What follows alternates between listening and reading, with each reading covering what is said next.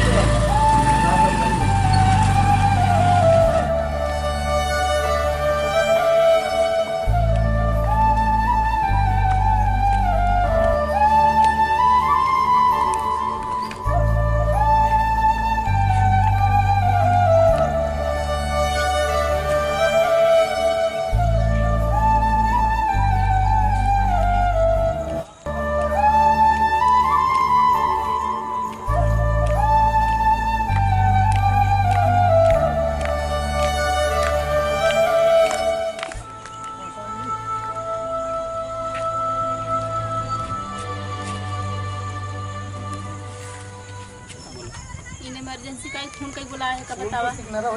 Emergency खेर महू है, हमार इतना दिमाग खराब बक जेकर कोनो हद ना है।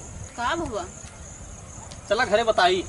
अरे कुछ तो बतवा, काहे तक गुस्सा से बोलत है? चलत बताई तो का पढ़ा लिखा हम थक गए, दिमाग खराब किए हो तू पढ़बू तो खराब हो गया। बताओ का चलत घरे बतावत ही है तो का पढ़ा लिखा हम एकदम परेशान हो गए। जब देखा तब ये पैसा भेज दे, वहाँ भेज दे, जब देखा तब पैसे घटा रहा थे। हम पढ़ा काहे बैठ आटा तहा भैया का। अरे तू सुनू ना का बे? हां सुने हटाओ। तब वही ना चली हम पढ़ा लिखा के डीएम बना दे, कलेक्टर बना दे। ओकर बाद अरे तू ये खराब नहीं कर देत का इहो हो जाएगा। अब माथे पे लिखब का? अब हो जे नहीं समझा रहा जिगर पढ़ा तो बड़ा हम मन का बंद बस इतना ही कहा कही है। ओकर पढ़ाई से मन कहा तो पढ़ाई दे।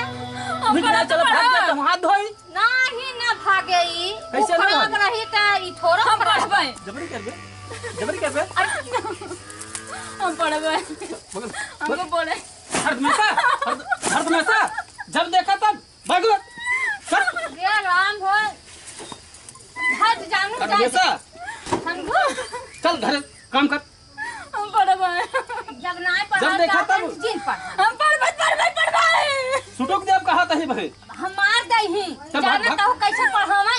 एक खत भाग गई डीएम बनी, कलेक्टर बनी, सब ऐसे करत त हम कह देबे। हमारा बहादुर तुम आ चाहिए। विश्वास नहीं ना मन करे।